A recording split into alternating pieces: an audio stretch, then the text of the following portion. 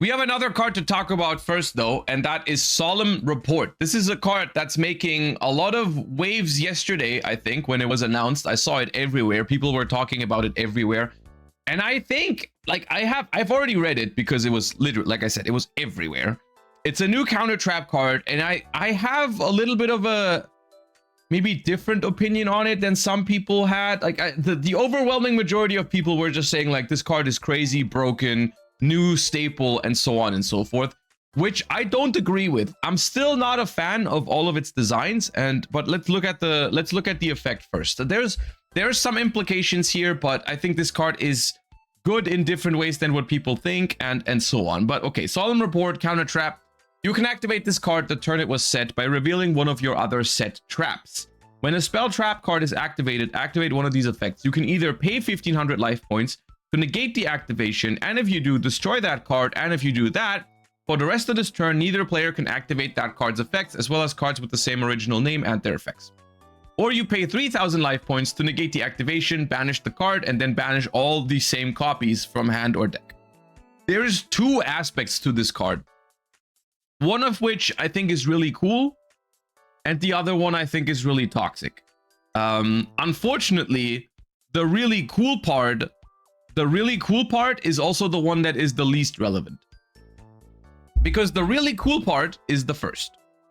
The really cool part is you can activate this card the turn it was set by revealing one of your other set traps. This is like, it's an attempt of making this card usable going second, and also usable mainly in trap decks, right? Like, this is the one where this is the part of the effect where it's like, okay, this card gains an actual benefit if you're playing a deck with a lot of trap cards, and then when you're going second into a board, you can set this and immediately use it, which can help you going second, because trap decks are notoriously bad at going second.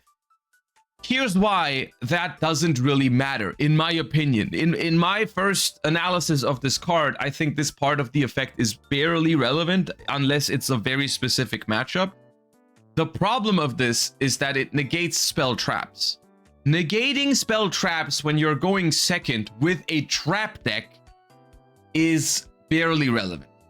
There is very, very, very few scenarios where this matters. Like, because you're going second, you're playing a trap deck, your opponent is going to have a big ass board. What are you trying to realistically stop in like the current format? Are you trying to play a counter trap to negate Draco Tail's Sting? Are you trying to stop? What are you trying to stop? Like, you stop one Malice trap card and then still die to the rest of the board? Like, what are you doing with this when you're going second in a trap deck? Mitsurugi spells, you're not winning. You're not winning the game if your opponent has resolved a full Mitsurugi combo and then you use this on Mitsurugi prayers that they tributed Murakumo for, and then the Murakumo still comes back, searches and everything. Like, you're not gonna... Playing into a board going second with this is not going to be that relevant, right? Now, that doesn't mean that this is a bad card, right? Because that part is just a bonus. The fact that you can use it sometimes going second or in a trap deck, that's just a bonus, the way I look at this card, right? Like I said, the cool application or the fair application for this card is the least relevant one, unfortunately, as it often just tends to be the case. This card is... Don't let this first effect fool you, this first part of the card. This card is a going first card, through and through. This card is insane in some matchups, potentially, when you're going first, right? This is like a generically useful Cursed Seal of the Forbidden spell, which is a card that has seen play in Yu-Gi-Oh's history, even though, like, Cursed Seal of the Forbidden spell is a pretty bad card, all things considered, but it's so powerful in some ways that, like, it's seen play in Yu-Gi-Oh's history sometime. When a spell is activated, discard a spell, negate the activation, destroy it, and if you do, the opponent cannot activate spells with that name for the rest of the duel. There's been times where this card saw play because it just, like, locks the opponent out of playing their deck for the entire game. Like, imagine using this on, like, Sky Striker Mobilize Engage or Mitsurugi Ritual or whatever. Like, this card has seen play in formats where there were decks with, like, very powerful spells that they tried to use multiple times. The problem is this card requires you to discard a spell. which means it's -1, which means it's in a matchup where it's not that relevant. It's not a very good card. This card doesn't have this, basically. And this card is free. Don't let 1500 life points or 3000 life points fool you. This card is free to activate, just like any other Solemn. You can just set this when you're going first, and there you go. So this card is incredibly powerful in certain scenarios when you're playing against a deck where like they have spell cards like Mitsurugi Ritual or whatever, where you just like banish all their Mitsurugi Rituals, or sometimes you can even use the first effect to prevent them, because if you banish all the Mitsurugi Rituals, they might still be able to get one back with Kusanagi and activate it. Maybe you just use the first effect against Mitsurugi to make sure that they cannot play the game this turn, and then they just get cooked, right? It's really good against the Mystical Space Typhoon deck as well. If you had MST with this card, they all get banished, and I don't think they have a way to get it back. Another interesting application is Draco Tail, because Draco Tail famously, if you negate the activation of one of their spells, they could use another one. So you can just banish them all, so they are out of Rahus or out of Ketus immediately. No more grind game, and also no more this turn. It's a really, really toxic card when you're going first. And as much as I appreciate the attempt of making this card good in a trap deck, I just can't really overlook what this card does. Now, I will say, because it doesn't stop monster effects, it is not always better than a Solemn Judgment or a Solemn Strike or a Solemn Warning. There is formats where you're going to play those, and then there's formats where you're going to play this, depending on the decks in the metagame. However, I just don't see a need for a card like this in modern Yu-Gi-Oh! Like, I just really don't see a need for a card like this to be printed. Like, it just doesn't really provide interesting gameplay. And this is something, I mean, I've been talking about this every time. Like, just another card that you can side for going first, where the main goal, and there is literally nothing else to this card. You can look at it from as many angles as you want. The goal of this card is to not let your opponent play Yu-Gi-Oh, right? It's because I was about to say it's not a floodgate, but it's still toxic. But parts of this is actually a floodgate against some decks, you know, like banishing all copies of a certain spell card is a floodgate for certain decks, because you can't use that card for the rest of the game. It's, I don't know, there's like just no need in Yu-Gi-Oh for this card. Like, we just don't want this type of gameplay, I guess. I guess I'm saying we as if I'm speaking for everybody, but I don't want this type of gameplay that this card provides, because everything of this card screams just like, put me in your deck going first and try to not let your opponent play Yu-Gi-Oh, right? I don't believe there's any other way to look at this. So the fact that they make it better in a trap deck, look, this could have been so cool. This could have been so cool if it was on an actual interactive trap, right? Because here's the problem with this kind of effect, right? Being able to activate a card going second in a trap deck whose only purpose is to stop the opponent from playing is useless. It's useless because when you're going second with a trap deck, your opponent has already played. They've already played the game. They've already made a board. They've already comboed. Why do you put this on a card that just says your opponent can't play Yu-Gi-Oh? Put this on, I don't know, put this on Daruma Karmic Cannon or something. Something that can, like, I mean, I'm not saying Daruma Karmic Cannon should have been better, but like, or Ice Dragon's Prison or something like that. Like an interactive trap card that can pick apart a board or something like that. But like, this is like, if this sentence was on Solemn Judgment, for example, it wouldn't matter. That's what I'm trying to say. Like, cards like Solemn Judgment or Solemn Report are just here to stop the opponent from playing. So giving them a clause to make them usable going second when the opponent has already comboed is stupid. I don't know what they're trying to achieve with this card.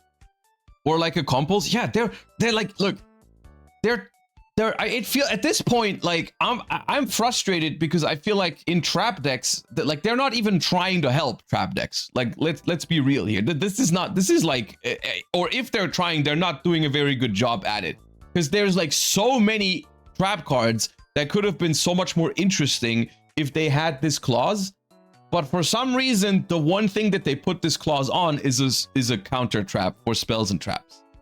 Put this on Ice Dragon's Prison. Put this on Needle Sealing, Torrential Tribute. Put this on Get Out, the one that bounces 2 extra deck monsters or something. And then we're talking. All right? Then we're talking. Then we actually have a use case for I'm going second with a trap deck. I can activate this card immediately to out my opponent's board or whatever. Sure, makes sense. What is it here on this one? It doesn't make sense. It's a very frustrating card design that is trying to like sell itself as a card that can be useful going second and is trying to help trap decks. In reality, it does nothing of that and it's just another counter trap for going first, which is just awesome because that's what we need. We need more ways to just win the game on the spot when the player going first, because the player going first needs some help in Yu-Gi-Oh, man. We need the player going first is struggling right now. Yeah, this one's rough. To be fair, are we even playing that many counter traps right now? That's not the argument, because like, of course, like people are not going to play 3 of this, 3 judgment, 3 strike, 3 warning in one deck, right? They're not going to do that. But the basically the thing is like none of the solemns provide interesting gameplay in modern Yu-Gi-Oh, because literally every single solemn card tries to just stop the opponent from playing Yu-Gi-Oh, which is not something I'm a fan of. You're just going to pick the best one for every format, basically, right? Like in some formats, it was Solemn Strike. In some formats, it was Solemn Judgment. In some formats, it was Solemn Warning, because like maybe like people played Warning, for example, over Strike because it could stop Rahu Ketu and Mitsurugi Ritual, right? I don't know. It's just not very interesting. Like, of course, I don't think it's like I wouldn't say that Solemn Strike is too broken of a Yu-Gi-Oh card, but it's also not that interesting in terms of what it provides. And it's not like Judgment is fine. The OCG just limited Judgment. I think the OCG they either limited or semi-limited Judgment, which in hindsight now, you know, like here's the thing. When they put Judgment on the list in the OCG, I was happy about that. I was like, you know, there's other problems.